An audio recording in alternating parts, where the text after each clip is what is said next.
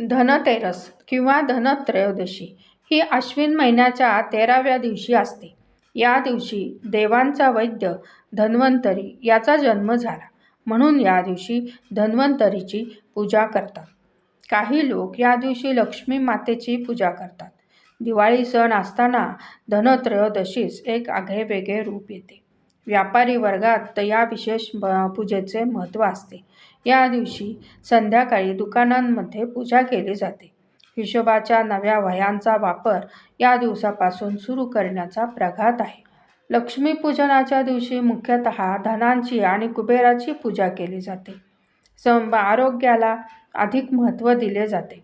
आरोग्याला संपत्तीसोबतचे स्थान दिल्यामुळे नेहमी आरोग्य धनसंपदा असे म्हटले जाते. त्यामुळे दिवाळीत धनत्रयोदशीला महत्त्व देण्यात आले आहे. धनत्रयोदशीची माहिती, पौराणिक कथा, महत्त्व, तिथी, पूजाविधी आणि मंत्र, धन्वंतरीची पूजाविधी आणि मंत्र, खरेदीसाठीचे मुहूर्त व सोने का खरेदी करतात याचे महत्त्व आणि यमदीपदानाचा मंत्र हे आपण पाहूया. पौराणिक कथेनुसार धन्वंतरी हे भगवान विष्णू यांचा अवतार मानण्यात आले आहे. असे म्हटले जाते की समुद्र मंथनाच्या वेळी ते अमृताचा घागर घेऊन समुद्रातून बाहेर आले होते. धन्वंतरी ही देवता म्हणून पूजली जाते. यामुळे आरोग्य, औषधाचे ज्ञान आणि दीर्घ आयुष्य प्रदान करते. प्राचीन काळात वैद्यकशास्त्र आयुर्वेदाशी संबंध जोडण्यात आल्यामुळे त्यांना आयुर्वेदाचे जनक म्हणून ओळखले जाते. पुराणात असे म्हटले जाते की धन्वंतरी यांची उत्पत्ती समुद्र मंथनाशी संबंधित आहे. यामध्ये देव आणि दानवांशी विविध दैवी शक्ती प्राप्त करण्यासाठी समुद्र मंथन झाले. समुद्र मंथनाच्या वेळी ह्यातून अनेक गोष्टी बाहेर आल्या. त्यातून धन्वंतरीही एका हातात अमृताचे भांडे आणि दुसऱ्या हातात औषधी वनस्पती घेऊन समुद्राबाहेर आले. असे म्हटले जाते की धन्वंतरी देव जे अमृताचे भांडे घेऊन आले होते, अमरत्व प्राप्त होण्यासाठी देव आणि दानवांनी अमृताची मागणी केली होती. भगवान धन्वंतरीचा अवतार आयुर्वेदाच्या सुरुवातीशी जोडलेला आहे, कारण त्यांनी ह्यावेळी अनेक औषधाचे ज्ञान दिले. यामागे शरीर, मन आणि आत्मा यांचा समतोल साधून रोग टाळणे किंवा बरा करणे असा त्याचा उद्देश आहे. धनत्रयोदशीची कथा. धनत्रयोदशीच्या मागे आणखी एक कथा आहे.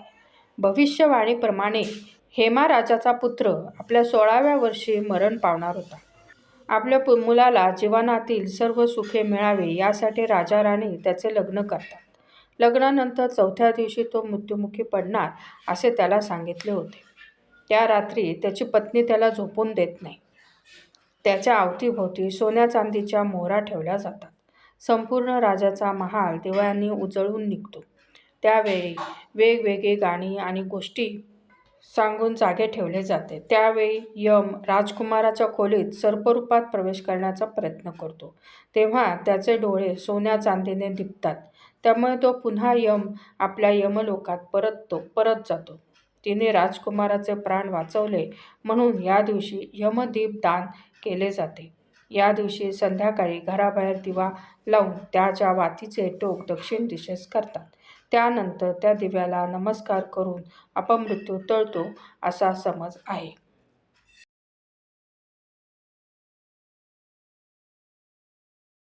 धन्वंतरीची पूजा करण्याचे महत्त्व. दिवाळीचा सण हा 5 दिवसाचा असतो. या काळात धनत्रयोदशीचा सण भगवान धन्वंतरीचा दिवस म्हणून साजरा केला जातो. या दिवशी भगवान धन्वंतरीची विशेष पूजा केली जाते.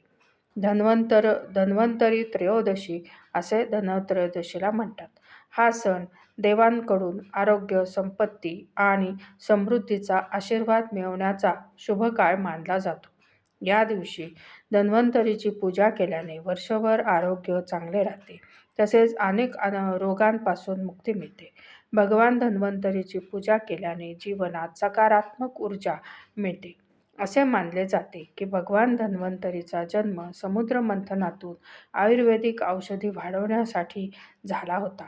म्हणूनच धनत्रयोदशीला त्यांची पूजा करण्याची परंपरा आहे.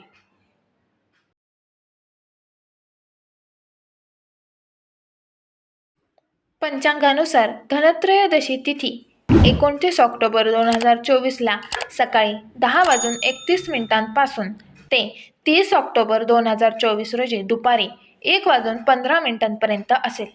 उदयतिथीनुसार धनत्रयोदशी 29 ऑक्टोबरला साजरी करण्यात येईल. धनत्रयोदशी पूजासाठी शुभमुहूर्त. पंचांगानुसार यंदा पूजेचा मुहूर्त 29 ऑक्टोबरला संध्याकाळी 7:04 ते 8:27 असेल. अशात ह्या वेळेत तुम्हाला पूजा करण्यासाठी सुमारे 1 तास 23 मिनिटांचा वेळ असेल.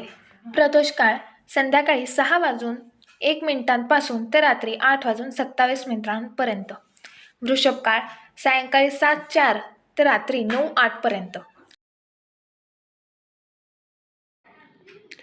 गणेश पूजा विधी.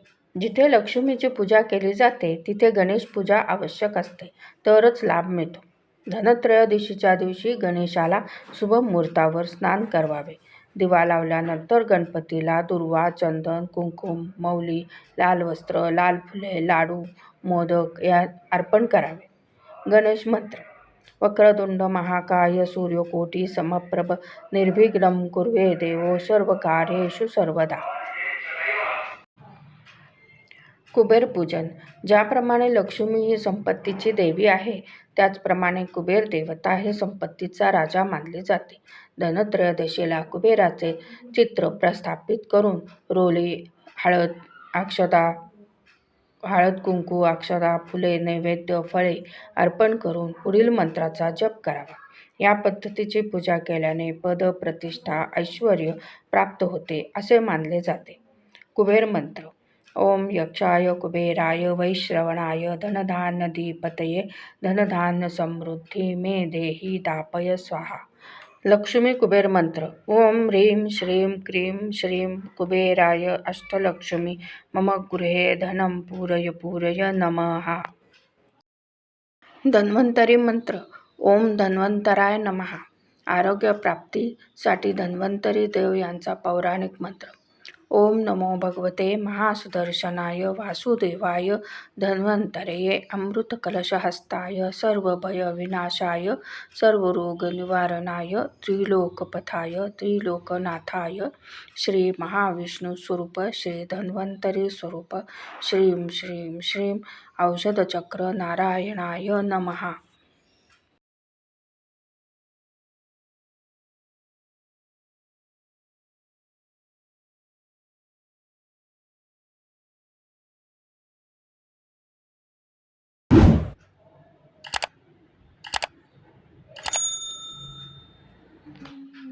धनत्रयोदशीच्या खरेदीसाठी 3 शुभ मुहूर्त. या दिवशी घरे, भांडी, सोने चांदीचे दागिने, इलेक्ट्रॉनिक्स इत्यादी खरेदी केली जाते. शुभ मुहूर्त. मंगळवार 29 ऑक्टोबर रोजी सकाळी 10:31 ते 30 ऑक्टोबर रोजी सकाळी 6:32 असेल. खरेदीची वेळ सायंकाळी 6:31 ते रात्री 8:13. तिसरी खरेदीची वेळ सायंकाळी 5:38 ते 6:55. धनत्रयोदशीला सोने खरेदीला महत्त्व का असते? कारण त्या दिवशी सोने खरेदी करण्याची परंपरा फार प्राचीन आहे. हा दिवस धनसंपत्ती वाढवण्याचा मानला जातो आणि सोने हे संपत्तीचे सर्वोच्च प्रतीक आहे असे म्हटले जाते. या दिवशी सोने खरेदी केल्यास त्यातून आर्थिक लाभ मिळतो, संपत्ती वाढते आणि घरात सदैव समृद्धी राहते. सोने खरेदी करणे हे केवळ धार्मिकदृष्ट्या महत्त्वाचे नाही, तर आर्थिक दृष्टिकोनातूनही देखील महत्त्व आहे. सोने ही अशी वस्तू आहे की जी कधीही आपले मूल्य गमावत नाही, तर उलट त्याचे मूल्य वाढत जाते. त्यामुळे सोने खरेदीला सुरक्षित गुंतवणूक म्हणून देखील पाहिले जाते. इतर खरेदीचे महत्त्व. सोने आणि चांदी व्यतिरिक्त या दिवशी इतर वस्तूंची खरेदी करणे देखील शुभ मानले जाते.